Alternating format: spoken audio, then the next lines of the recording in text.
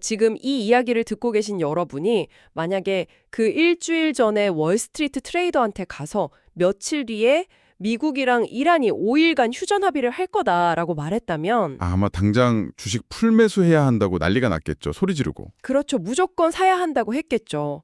근데 오늘 우리가 받아든 2026년 3월 26일자 글로벌 시황 브리핑의 현실은 완전히 달랐습니다. 네, 완전히 반대로 갔죠. 그러니까 미국 증시는 마치 숨을 죽인 듯이 미동도 안 했거든요. 근데 반면에 태평양 건너서 우리 한국 코스피는 무려 5,600선을 돌파하면서 엄청난 축포를 썼습니다. 맞아요. 진짜 거대한 축포였어요. 그래서 과거 수십 년 동안 시장을 지배했던 그 격언이 있잖아요. 미국 증시가 기침을 하면 한국 증시는 독감에 걸린다. 이 오랜 공식이 오늘 완벽하게 산산조각이 난 겁니다. 네, 그 공식은 이제 옛말이 된 거죠. 그래서 오늘 저희가 준비한 심층 탐구의 미션은 아주 명확합니다. 도대체 왜 이런 글로벌 자본시장의 오래된 규칙들이 고장나 버린 건지, 이 수많은 데이터 이면에 숨겨진 진짜 톱니바퀴의 움직임을 한번 제대로 뜯어보려고 합니다. 네, 오늘 시장은 그야말로 기이할 정도의 디커플링, 그러니까 완벽한 탈동조화를 보여줬거든요. 겉으로 드러난 숫자만 딱 보면 한국 시장이 압승입니다. 수치가 엄청났죠, 오늘. 네, 코스피가 1.59% 올라서 5,642포인트를 찍었고요. 코스닥은 무려 3.4%나 급등했어요. 3.4%면 진짜 엄청난 상승장이잖아요. 그렇죠. 특히 증권, 의약품, 철강금속 섹터가 시장을 완전 주도했고 무엇보다 기관 투자자들이 무려 2조 3천억 원어치를 쓸어 담으면서 와, 2조 3천억이요. 네, 지수를 거의 강제로 끌어올리다시피 했습니다. 하지만 미국은 반대였죠. S&P 500이랑 나스닥이 0.00%로 완벽한 보합세였고 다우존스는 오히려 하락 마감했거든요. 특히 그 나스닥 장중 움직임을 보면 오늘 월스트리트가 얼마나 극도의 신경전을 벌였는지 딱 알 수 있더라고요. 그 롤러코스터 장세 말씀하시는 거죠? 네네. 그 미 이란 휴전 기대감이라는 헤드라인이 딱 뜨자마자 장 초반에는 1% 이상 막 급등을 했다가 이제 협상의 세무 조건이나 진행 상황에 대한 후속 뉴스가 나오니까 곧바로 0.8% 하락하는 흐름을 보였단 말이에요. 맞아요. 시장이 엄청 예민하게 반응한 거죠. 근데 여기서 이제 첫 번째 의문이 생깁니다. 미국은 그래요, 뭐 휴전이라는 단어 하나에 베팅하기엔 거시경제 상황이 너무 불안하니까 관망했다고 쳐요. 그럼 한국은요? 한국이 왜 이렇게 올랐냐는 거죠. 그렇죠. 한국 증시가 이렇게 뜨겁게 달아올랐는데 정작 오늘 외국인 투자자들은 한국 주식을 616만 주나 내다 팔았거든요. 기관이 2조 원 넘게 파티를 벌이는 동안 외국인은 조용히 짐을 싸서 나갔다는 뜻이잖아요. 표면적으로 보면 이 외국인들의 매도세는 환율 움직임이랑 좀 연결지어서 설명할 수 있거든요. 아, 환율 핑계를 대는 거군요. 네, 원달러 환율이 1,440원 수준으로 다소 진정이 되면서 원화가 강세 흐름을 보이니까 약간 이 틈을 타서 환차익을 실현하고 리스크를 좀 줄이려는 기계적인 매도 물량이 나왔다는 해석이 일단은 지배적입니다. 기계적인 매도다? 네, 왜냐면 지정학적 리스크가 완화됐다고 해서 한국 시장의 구조적인 체력이 하루아침에 변하는 건 절대 아니니까요. 잠깐만요. 저는 그 환율 안정에 따른 단순 차익 실현이라는 아주 교과서적인 해석에 100% 동의하기가 좀 힘듭니다. 아, 다른 이유가 있다는 거 보시는 거군요. 네, 만약에 한국 시장의 상승 동력이 진짜로 그렇게 탄탄했다면 고작 환율 조금 안정됐다고 외국인들이 그렇게 대규모로 물량을 훅 던지고 나갈 리가 없잖아요. 그건 그렇죠. 좋은 주식이면 계속 들고 가겠죠. 오히려 저는 오늘 브리핑 자료에 아주 작게 언급되긴 했지만 절대 무시할 수 없는 뉴스, 그 SK 하이닉스의 미국 진출 타진 소식이 이 상황을 설명하는 핵심 단서라고 봅니다. 아, 그 100조 원의 현금을 안고 미국 증시로 향한다는 그 뉴스 말씀이시군요. 맞습니다. 한국을 대표하는 최상의 반도체 기업조차도 궁극적인 자본 조달이랑 장기 성장의 무대를 서울이 아니라 뉴욕 월스트리트로 보고 있다는 뜻이잖아요. 네, 굉장히 상징적인 사건이죠. 그 100조 원이라는 막대한 실탄을 한국 시장에 푸는 게 아니라 미국으로 가져간다는 건 글로벌 스마트머니 입장에서는 굳이 한국 시장에 장기적으로 머물러야 할 유인이 하나 더 사라졌구나. 이렇게 받아들이지 않을까요? 되게 날카로운 지적이네요. 단순히 환율 변동을 넘어서 자본의 구조적 이동이라는 큰 관점에서 봐야 한다는 뜻이잖아요. 그렇죠. 근본적인 매력이 떨어졌다는 거죠. 맞아요. 2026년 현재 미국의 자본시장은 뭐 AI나 첨단 산업에 대한 그 밸류에이션 프리미엄이 전 세계에서 가장 높게 형성돼 있거든요. 몸값이 아예 다르잖아요. 네, 똑같은 영업이익을 내더라도 한국 시장에 상장되어 있을 때랑 미국 시장에 있을 때 기업이 인정받는 그 가치가 완전히 다릅니다. 그러니까 외국인 투자자들은 오늘 코스피 5,600선 돌파라는 화려한 축제 이면에 한국 핵심 기업들의 탈코리아라는 본질적인 자본 유출 징후를 읽고 좀 선제적으로 비중을 줄인 걸 수도 있죠. 와, 결국 코스피가 아무리 축포를 쏴도 그건 기관 투자자들끼리 벌인 단기적인 유동성 파티였을 뿐이라는 거네요. 좀 뼈 아프지만 그렇게 볼 수 있는 여지가 충분합니다. 그렇다면 주식시장 참가자들이 지금 막 보고 싶어하는 그런 장밋빛 희망 말고 경제의 진짜 민낯을 보려면 어디로 가야 할까요? 저는 그 채권, 환율, 원자재가 거래되는 FICC 시장을 봐야 한다고 봅니다. 아, FICC 시장이요? 거기가 진짜 메인이죠. 네, 여기가 글로벌 금융 시스템의 기관실 같은 곳이잖아요. 근데 지금 이 기관실 계기판에 들어온 경고 등이 너무 섬뜩하거든요. 정확합니다. 주식시장이 대중의 심리와 기대를 반영하는 곳이라면 이 FICC 시장은 돈의 실질적인 값어치 그리고 실물 경제의 뼈대를 그냥 있는 그대로 보여주거든요. 거짓말을 안 하죠. 네. 근데 지금 그 뼈대에서 가장 심각한 파열음을 내고 있는 곳이 바로 국제 유가입니다. 오늘 WTI, 그러니까 서부 텍사스산 원유가 하루 만에 2.62달러나 확 튀어오르면서 88.91달러를 기록했어요. 88달러면 진짜 무서운 속도네요. 네. 미-이란 협상 혼선에다가 미군 추가 파병 우려까지 겹치면서 지금 배럴당 100달러 선을 턱 밑까지 위협하고 있는 상황입니다. 그 유가가 100달러를 찍는다는 건 우리가 주유소 가서 넣는 기름값이 오르는 것과는 완전히 차원이 다른 문제잖아요. 아, 비교도 안 되죠. 경제 전체가 흔들리는 일이니까요. 제 세목의 유가는 모든 산업의 기본 혈액인데 피가 뜨거워지면 결국 온몸에 열이 나는 거 아닙니까? 그 열이 바로 인플레이션이고요. 와, 비유가 아주 찰떡이네요. 피가 뜨거워진다. 연준이 진짜 금리를 쥐어짜면서 겨우겨우 물가를 좀 잡아놨더니 지정학적 이슈가 유가를 폭등시켜서 다시 그 인플레이션의 불씨를 잠기는 그런 메커니즘인 거잖아요. 장 제조업 생산 단가가 뛰고 물류비가 치솟잖아요. 그럼 결국 최종 소비재 가격이 도미노처럼 촥 올라갑니다. 물건값이 비싸지는 거죠? 네, 연준 입장에서는 이게 최악의 시나리오예요. 물가가 다시 오르면 경기가 조금 둔화되더라도 금리를 내릴 명분이 완전히 사라져버리거든요. 오히려 더 올려야 할 판이네요? 그렇죠. 오히려 금리를 더 올려야 할지도 모른다는 공포가 시장에 싹 퍼지는 거죠. 이 공포가 바로 오늘 미국 10년물 국채금리가 5bp나 상승해서 4.35%를 기록하게 만든 아주 근본적인 원인입니다. 아, 시장은 벌써 반응을 한 거군요. 네, 시장은 이미 연준이 금리를 쉽게 내리지 못할 거다. 이런 매파적인 현실을 가격에 선반영하고 있는 겁니다. 자, 그럼 여기서 지금 이 방송을 듣고 계신 여러분들의 머리를 가장 아프게 할 이른바 시장의 인지 부조화 현상을 좀 파헤쳐 보겠습니다. 아, 그 자산시장 엇갈리는 거요? 네네. 전통적인 경제학 교과서대로라면 금리가 오르면 달러는 강세를 보여야 맞잖아요.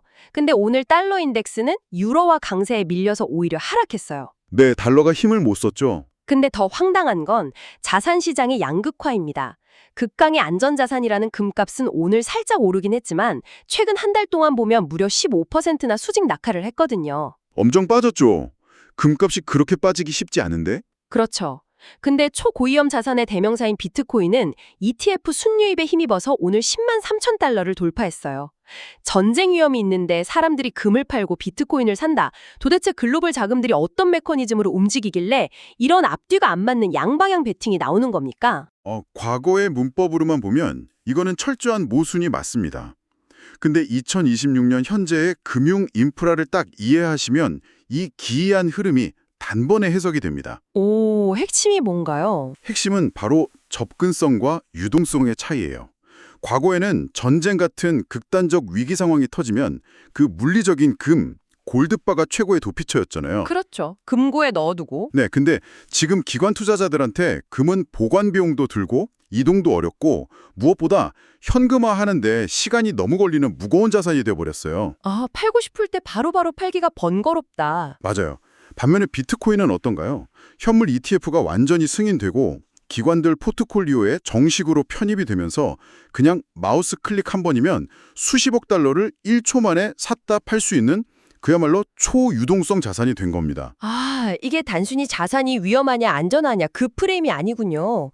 누가 더 빨리 현금으로 바꿀 수 있느냐 그 유동성의 싸움이 된 거네요. 네, 정확합니다. 그러니까 국가 시스템이 막 흔들리는 지정학적 위기 옆에서는 달러라는 특정 국가의 화폐 시스템에 묶이지 않으면서도 즉각적인 유동성을 딱 제공해주는 비트코인이 새로운 형태의 디지털 피난처로 작동하고 있다는 뜻이잖아요. 그렇습니다. 그래서 한쪽에서는 인플레이션이랑 고금리를 방어하려고 국채 수익률에다가 돈을 안전하게 묻어두고 다른 한쪽에서는 지정학적 붕괴라는 극단적 꼬리 위험, 그러니까 테일 리스크에 대비해서 비트코인 ETF로 자금을 싹 피신시키는 겁니다. 야, 정말 살얼음판 위에서 각자 도생하는 느낌이 듭니다. 근데 시야를 좀 전 세계로 넓혀보면 상황이 더 헷갈려요. 어떤 점이 그렇죠? 지금 FIC 시장은 이렇게 붉은색 경고등을 미친 듯이 깜빡이고 있는데 정작 글로벌 증시는 되게 묘한 훈풍이 불고 있단 말이죠. 오늘 중국 항생지수, 일본 니케이 지수, 그리고 유럽 닥스 지수 모두 똑같이 1.3%씩 올랐거든요. 네, 동반 상승을 했죠. 유럽은 우크라이나 평화 협상 기대감에 방산주가 오르고 일본은 엔화 약세 덕에 수출주가 날았습니다. 아시아 시장 전반이 단기적인 랠리를 쫙 펼치고 있는데 오늘 브리핑에 등장한 전문가들의 경고는 이 축제 분위기에 완전 얼음물을 끼얹어요. 아, 그 에브리싱 랠리 종말론 말씀이시죠? 네, 전문가들이 그러잖아요. 전장이 끝나더라도 이전의 유동성 장세인 에브리싱 랠리로 돌아가긴 어렵다. 아니, 왜 그런 거죠? 상식적으로 전쟁이라는 거대한 악재가 사라지면 억눌렸던 에너지가 확 폭발하면서 다시 주식이나 부동산이 미친 듯이 올라야 정상 아닌가요? 이 상황을 가장 정확하게 이해하시려면요. 지금 주식시장의 발목을 꽉 잡고 있는 브레이크, 그리고 시장을 앞으로 쭉 밀고 나가는 엔진을 확실히 구분하셔야 합니다. 브레이크와 엔진이요? 네. 중동의 긴장 완화나 우크라이나 평화협상 같은 이런 지정학적 해빙기는 우리가 꽉 밟고 있던 브레이크에서 발을 떼는 행위예요. 당연히 좋은 소식이죠. 저항이 없어지는 거니까요. 그렇죠. 하지만 브레이크에서 발을 딱 뗐다고 해서 차가 갑자기 시속 100km로 막 달려나가는 건 아니잖아요. 차가 앞으로 치고 나가려면 결국 엑셀을 밟아야 하고 그러려면 엔진에 기름이 넉넉해야 하거든요. 아, 여기서 전문가들이 말하는 기름이라는 게 바로 유동성, 즉 시장에 풀린 돈의 힘이라는 거군요. 맞습니다. 우리가 예전에 팬데믹 직후에 경험했던 그 에블싱 랠리 있잖아요. 주식, 코인, 부동산 가릴 것 없이 그냥 영끌에서 사기만 하면 오르던 그 폭발적인 랠리의 진짜 엔진은 사실 평화가 아니라 제로금리랑 무한한 돈풀기였습니다. 아, 돈이 너무 흔했던 시절이네요. 네, 은행에 돈을 넣어둬봤자 이자가 거의 0%니까 그 엄청난 뭉칫돈들이 살 길을 찾아서 위험자산으로 막 미친 듯이 쏟아져 들어갔던 겁니다. 하지만 지금은 상황이 완전히 뒤집혔죠. 아까 말씀하신 대로 미국 10년물 국채금리가 무려 4.35%잖아요. 그게 핵심 포인트입니다. 지금은 가만히 숨만 쉬면서 제일 안전한 미국 국채만 사놔도 연 4에서 5%의 수익을 확정적으로 줍니다. 굳이 위험한 주식 살 필요가 없는 거네요. 그렇죠. 게다가 유가가 $1,000를 막 위협하는 이런 인플레이션 환경에서는 연준이 다시 금리를 0%대로 확 내릴 가능성은 수학적으로 제로에 가깝거든요. 엔진의 기름이 말라버렸네요. 네, 자동차에 넣을 기름이 뚝 끊긴 겁니다. 이런 고금리 고유가 환경에서는 시장 전체의 파이가 다 같이 커질 수가 없어요. 전쟁이 끝나더라도 결국 제한된 자금을 딱 놓고 기업들끼리 피 터지게 실적 싸움을 해서 남의 파이를 뺏어와야만 주가가 오르는 철저한 실적 장세가 될 수밖에 없다는 게 전문가들의 냉혹한 진단인 거죠. 지정학적 호재는 그냥 브레이크를 풀어주는 단기적인 진통제일 뿐이고 4.5% 무위험 수익률이라는 이 거대한 중력을 이겨낼 엔진은 이제 세상에 없다는 거네요. 와, 비유가 정말 확 와닿습니다. 네, 현실이 좀 차갑죠? 자, 그럼 이렇게 헷갈리는 거시경제의 폭풍 속에서 여러분, 우리는 이번 주를 어떻게 헤쳐나가야 할까요? 캘린더를 보니까 아주 빽빽합니다. 당장 오늘 미국 트럼프 대통령의 연설이 있죠. 네, 오늘 가장 큰 이벤트 중 하나죠. 저희가 발언의 정치적 맥락이나 이런 걸 떠나서 시장 참여자들 입장에서는 이 연설에서 튀어나올 관세나 무역 정책 관련 발언 수위 자체가 엄청난 변동성을 촉발할 트리거가 될 거란 말이에요. 아주 건조하게 시장 지표로만 봐도 파급력이 크죠. 네, 게다가 오늘 미국 신규 실업수당 청구 건수 발표가 있고요. 31일에는 한국 소매 판매, 중국 PMI 지수, 미국의 구인이직 보고서인 졸스가 딱 대기 중입니다. 그리고 4월 1일에는 민간 고용 지표인 AGP 비농업부 고용이랑 ISM 제조업 지수까지 나와요. 일정이 진짜 쏟아지네요. 지표가 너무 많아서 무슨 알파벳 수프를 보는 것 같은데 이 수많은 지표들 중에서 우리 계기판에 들어온 엔진 경고등 딱 하나만 꼽자면 뭘 봐야 합니까? 단 하나만 봐야 한다면 저는 주저없이 미국 고용 지표를 보셔야 한다고 말씀드리고 싶습니다. 고용 지표요? 네, 오늘 발표될 실업수당 청구 건수, 그리고 다음 주 졸츠 보고서랑 ADP 고용 지표, 이것들이 이번 주 글로벌 증시의 명운을 확실하게 가를 겁니다. 유가가 막 100달러를 향해서 끌어오르고 있는데 인플레이션 지표가 아니라 고용을 봐야 한다고요? 네, 이게 지금 연준의 딜레마를 가장 정확히 찌르는 지점이기 때문이에요. 아, 어떤 딜레마죠? 지금처럼 유가가 막 올라서 인플레이션 압력이 엄청 커지고 있을 때 만약에 미국인들의 고용마저 흔들리기 시작한다면 어떤 일이 벌어질까요? 물가는 미친 듯이 오르는데 사람들은 일자리를 잃고 지갑을 닫아버리게 됩니다. 헉, 그거 혹시? 네, 경제학에서 가장 두려워하는 최악의 시나리오, 즉 스태그플레이션의 공포가 진짜 현실화되는 겁니다.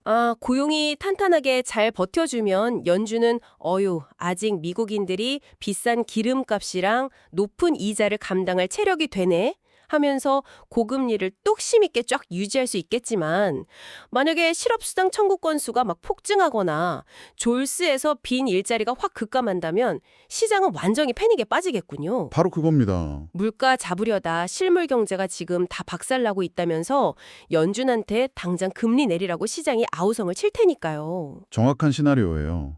그래서 고용 지표는 지금 같은 고유가랑 고금리 환경이 실물 경제에 얼마나 깊은 내상을 입히고 있는지를 딱 보여주는 가장 정직한 스트레스 테스트 결과물인 거죠. 그래서 브리핑에서 방어주랑 수출주 위주로 포지션 바꾸라고 한 거군요. 네, 같은 맥락입니다. 환율 효과를 확실하게 누릴 수 있는 강력한 수출 기업이나 아니면 경기가 아무리 꺾여도 사람들이 밥은 먹고 살아야 하니까 반드시 소비해야 하는 필수 소비재 쪽으로 피신처를 딱 마련해두라는 뜻이죠. 네, 오늘 우리가 뜯어본 2026년 3월 26일의 글로벌 시장 브리핑 한마디로 요약하면 환상과 현실 사이의 팽팽한 줄다리기였습니다. 한쪽에서는 지정학적 휴전이라는 진통제가 시장을 잠깐 들뜨게 만들었지만 FFCC 시장이라는 보일러실로 쑥 내려가 보니까 100달러를 위협하는 유가와 4% 중반의 고금리라는 이 아주 차가운 현실이 시장의 멱살을 꽉 잡고 있었습니다. 맞아요. 유동성의 시대가 진짜 막을 내렸다는 사실을 이제는 인정하는 게 그 어느 때보다 중요합니다. 거대한 물결에 그냥 튜브만 하나 딱 띄어나오면 알아서 목적지까지 둥둥 데려다주던 에브리싱 랠리는 이제 역사 속으로 사라졌거든요. 완전 끝난 거죠. 네, 스스로 노를 저어서 앞으로 나아갈 수 있는 기업만이 살아남는 그런 시대가 온 겁니다. 오늘 이 심층 분석은 브리핑의 데이터들을 넘어서 지금 투자 시장에 몸담고 있는 우리 청취자 여러분 모두에게 아주 묵직한 질문 하나를 던지고 있습니다. 과거 수십 년 동안 월스트리트의 진짜 절대 불변의 진리로 여겨졌던 투자 공식이 하나 있죠. 주식의 60%, 안전한 채권의 40%를 딱 투자하면 위기가 와도 내 자산을 방어할 수 있다. 일명 6040 포트폴리오. 네, 국민 공식이었죠. 네, 그런데 고유가로 촉발된 인플레이션이 주식이랑 채권을 동시에 박살내버리고 또 가장 안전해야 할 금은 폭락하는데 초위험 자산인 비트코인이 10만 달러를 넘었으며 피난처 역할을 하는 이 너무나도 낯선 디커플링의 시대에 과연 과거의 그 교과서적인 시장 공식이 앞으로도 여러분의 자산을 지켜줄 수 있을까요? 글쎄요. 아마 지금 월스트리트의 최고 거물들도 매일 밤 그 질문 때문에 밤잠을 설치고 있을 겁니다. 아니면 우리는 이 혼돈의 시대에 맞춰서 완전히 새로운 생존 공식을 진짜 백지부터 다시 써내려가야 하는 걸까요? 오늘 밤 여러분의 계좌와 포트폴리오를 한번 열어보시면서 이 도발적인 질문을 스스로에게 한번 던져보시기 바랍니다. 지금까지 오늘의 심층탐구였습니다.